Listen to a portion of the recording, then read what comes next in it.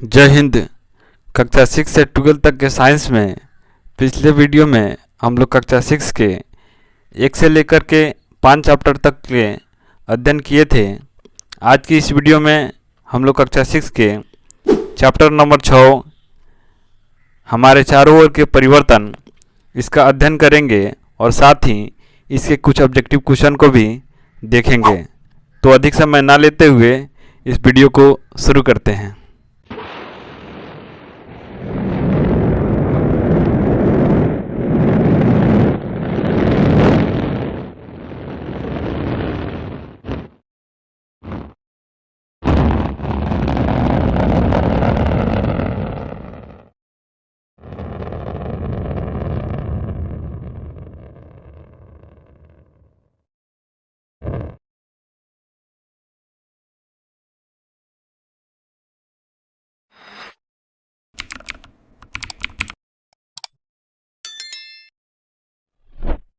आज हम लोग क्या क्या सीखेंगे।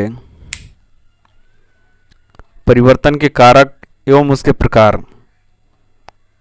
उत्क्रमणीय परिवर्तन और अनुत्क्रमणीय परिवर्तन, भौतिक परिवर्तन, रासायनिक परिवर्तन, परिवर्तन के कारक, बल तथा ऊष्मा, और साथ ही इस चैप्टर से रिलेटेड कुछ ऑब्जेक्टिव क्वेश्चन को भी देखेंगे। परिवर्तन एवं उसके प्रकार। परिवर्तन का मतलब है किसी चीज़ में बदलाव होना, चाहे वह किसी वस्तु, स्थिति, रूप, गुण, अवस्था या प्रक्रिया में हो। यानी किसी पदार्थ के अगर रूप, आकार, रंग, अवस्था में परिवर्तन होता है तो उसे हम लोग परिवर्तन कह सकते हैं। परिवर्तन के प्रकार, परिवर्तन दो प्रकार के होते हैं। एक नंबर उत्क्रमणीय परिवर्तन और दूसरा अनुत्क्रमणीय परिवर्तन। तो चलिए अब हम लोग एक एक करके समझते हैं। उत्क्रमणीय परिवर्तन, जब किसी परिवर्तन को उल्टा किया जा सकता है या उत्क्रमित किया जा सकता है तो इसे उत्क्रमणीय परिवर्तन कहते हैं। उदाहरण के लिए बर्फ़ का पिघलना, कागज़ को मोड़ना, पानी से भाप बनना आदि। इस तरह के परिवर्तन के कारक को हटा लेने से परिवर्तन को उत्क्रमित किया जा सकता है। यानी अगर बर्फ़ पिघल जाए तो पुनः उसे बर्फ़ में बदला जा सकता है। अनुत्क्रमणीय परिवर्तन, जब किसी परिवर्तन को उल्टा नहीं किया जा सकता है या उत्क्रमित नहीं किया जा सकता है तो उसे अनुत्क्रमणीय परिवर्तन कहते हैं। उदाहरण के लिए भोजन का पकना, किसी सजीव में वृद्धि होना, मोमबत्ती का जलना आदि। यानी भोजन पक जाता है तो पुनः उसे कच्चा नहीं किया जा सकता है।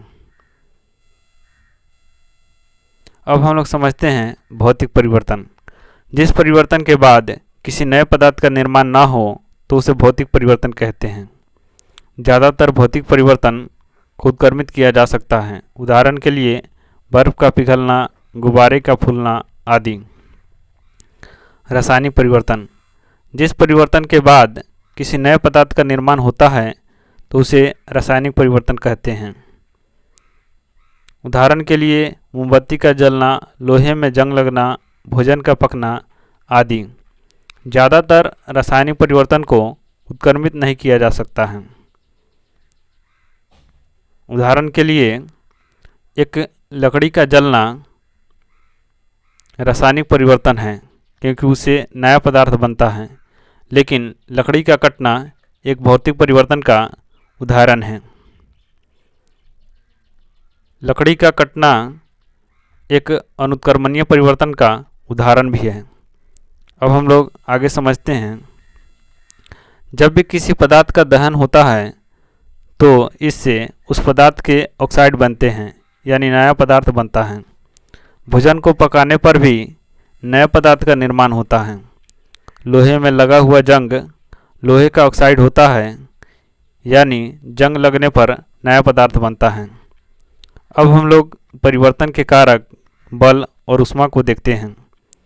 सबसे पहले परिवर्तन के कारक है बल। किसी वस्तु पर हम अगर दाब देते हैं तो, तो उसकी अवस्था, आकृति में परिवर्तन होता है। यानी यदि वस्तु का आयतन बढ़ाते हैं तो बल कम होता है और आयतन घटाते हैं तो बल बढ़ता है। अब हम लोग ऊष्मा को देखते हैं। ऊष्मा से भी कई तरह के परिवर्तन होते हैं। जब बर्फ़ को सामान्य तापमान पर रखा जाता है तो बर्फ़ पिघल जाती है। जब मोमबत्ती को जलाया जाता है तो उसके कारण निकलने वाली ऊष्मा से मोम पिघल जाता है। ऊष्मा के कारण हम भोजन पकाते हैं। अब हम लोग इसके कुछ ऑब्जेक्टिव क्वेश्चन को देखते हैं। उत्क्रमणीय परिवर्तन होता है यानी रिवर्सिबल, मतलब जिसको पुनः लौटाया जा सकता है, यानी वह परिवर्तन जिससे बदला जा सकता है, यानी इसका उत्तर क हो जाएगा। अपरिवर्तनीय परिवर्तन क्या है? वह परिवर्तन जिसे बदला नहीं जा सकता है, यानी उसका उत्तर ख हो जाएगा। निम्नलिखित में से कौन एक उत्क्रमणीय परिवर्तन है? उत्क्रमणीय परिवर्तन यानी जिसे पुनः हम लोग प्राप्त कर सकते हैं। लकड़ी का जलना, कागज का जलना, मोमबत्ती का पिघलना, लोहे में जंग लगना, मोमबत्ती का पिघलना। निम्नलिखित में से कौन एक अपरिवर्तनीय परिवर्तन है? पानी का भाप बनना, बर्फ़ का पिघलना, आटे से रोटी बनना, दूध का दही बनना। तो इसका उत्तर होगा दूध का दही बनना। भौतिक परिवर्तन क्या है? वह परिवर्तन जिसमें पदार्थ का रूप बदल जाता है लेकिन उसकी रासायनिक संरचना नहीं बदलती है। वह परिवर्तन जिसमें पदार्थ का रूप और रासायनिक संरचना दोनों बदल जाते हैं। तो इसका उत्तर क हो जाएगा।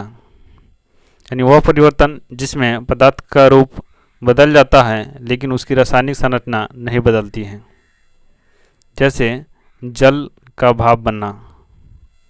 अब हम लोग समझते हैं रासायनिक परिवर्तन क्या है। वह परिवर्तन जिसमें पदार्थ का रूप बदल जाता है लेकिन उसकी रासायनिक संरचना नहीं बदलती है, ये तो भौतिक परिवर्तन है।